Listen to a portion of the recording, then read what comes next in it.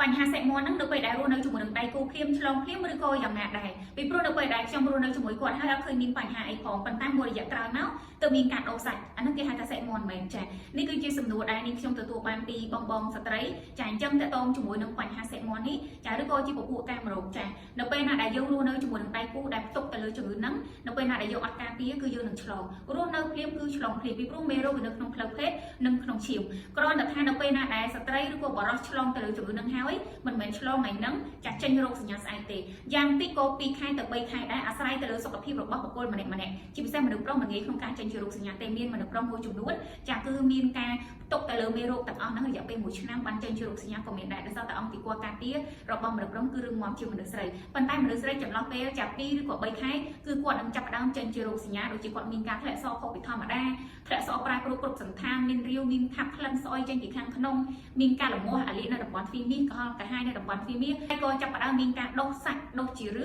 នៅតាមបរិវេណប្រភេទរបស់គាត់ផងដែរដុសលក្ខណៈដូចបជួយចាដូចចាសេមន់ដូចការខាត់ណាជាកញ្ញុំ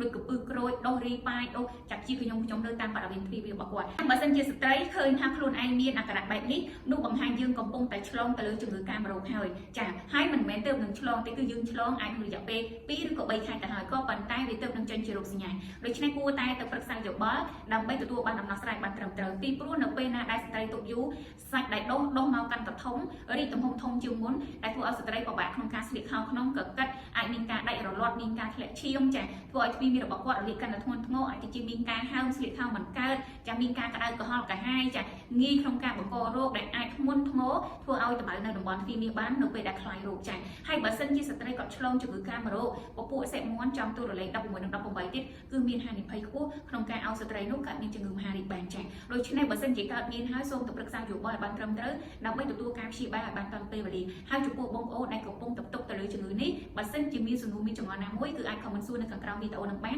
ហើយបើសិនជាបងប្អូនចាប់ព្យាបាលច្រើនដងហើយចាបងប្អូនដុតហើយបងប្អូនវាកាត់ហើយប៉ុន្តែបញ្ហាហ្នឹងនៅតែដុសនៅតែកាត់ឡើងវិញទៀតចាបងប្អូនអាចតំណតាមរយៈ Telegram នៅខាងក្រោមបាននាងខ្ញុំមានដំណោះស្រាយជូននិងចែករំលែកទៅកាន់បងប្អូនទាំងអស់គ្នា